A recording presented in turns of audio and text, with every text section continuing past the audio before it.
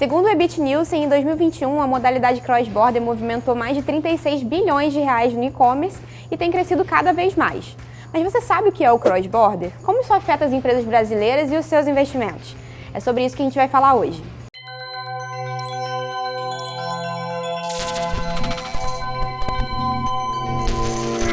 Olá, eu sou a Olivia Rodrigues, analista do setor de consumo aqui na Ativa Investimentos. O cross-border é a modalidade de compra online de produtos que vêm de outros países. E vocês devem ter percebido que principalmente sites asiáticos como Shopee, AliExpress e Shein têm ganhado bastante tração aqui no Brasil. E geralmente esses sites oferecem preços competitivos e também se beneficiam de algumas regras tributárias brasileiras. Para quem não sabe, hoje as encomendas feitas por pessoas físicas de até $50 são isentas de taxação. Inclusive, recentemente foi noticiado que estava sendo editado um MP para regulamentar a taxação de compras importadas, o que seria bastante interessante para as varejistas locais. Mas o presidente já afirmou que não pretende assinar essa medida. Uma das plataformas que mais tem crescido no Brasil é a Shopee. Ela é gerida pela Sea, que é uma companhia de Singapura, que atua em 3 segmentos. O primeiro é o de entretenimento digital. Ela é dona da Garena, que é a desenvolvedora do Free Fire, que muitos de vocês já devem conhecer. O segundo é a Fintech. Ela tem a Sea Money.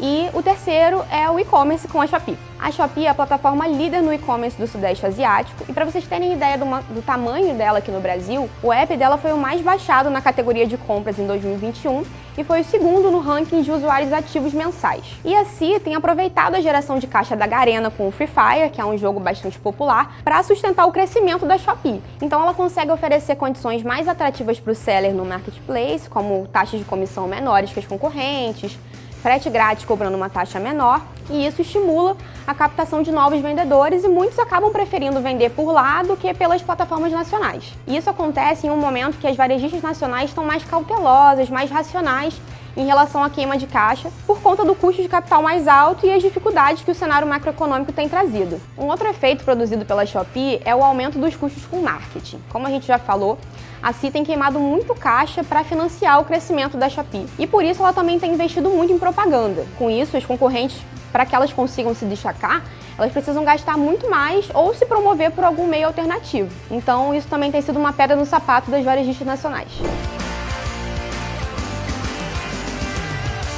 Uma outra plataforma que também tem dado dor de cabeça às empresas nacionais é a Shein. Ela é uma empresa chinesa que exporta para mais de 220 países e ela é mais focada em vestuário e calçados, mas também vende acessórios para casa e vários outros produtos. Uma das principais vantagens competitivas dela é o preço. Ela consegue oferecer peças com qualidade e estilo muito parecidos com os que você encontra em outras fast fashions, mas com preços muito mais competitivos. Isso porque ela opera com produção em massa, ela tem parceria com mais de 5.000 fábricas e por conta do tamanho dessa produção, ela tem um forte poder de negociação com os fornecedores. E quais são os impactos para as concorrentes nacionais? Bom, como você deve imaginar, com o crescimento dessas plataformas aqui no Brasil e a popularidade delas nas redes sociais, a concorrência fica cada vez mais acirrada e isso, sem dúvida, é um ponto negativo para as empresas locais. Porém, aqui na Ativa, a gente ainda enxerga alguns contrapontos. Por exemplo, mais de 80% do GMV da Shopee aqui no Brasil vem de vendedores locais. Então a entrega não demora tanto quanto a da Shein, por exemplo. Mas hoje ela ainda é muito dependente do serviço dos Correios, então a logística dela ainda não é das mais eficientes. E só no quarto trimestre de 2021 ela registrou mais de 140 milhões de pedidos, então você deve imaginar que ela andou tendo algumas dificuldades em processos logísticos.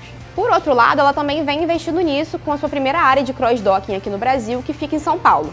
Um outro desafio é o controle de autenticidade dos produtos, né? Com a entrada de tantos novos vendedores, ela já recebeu algumas notificações a respeito de produtos falsificados e isso acaba prejudicando a reputação da plataforma.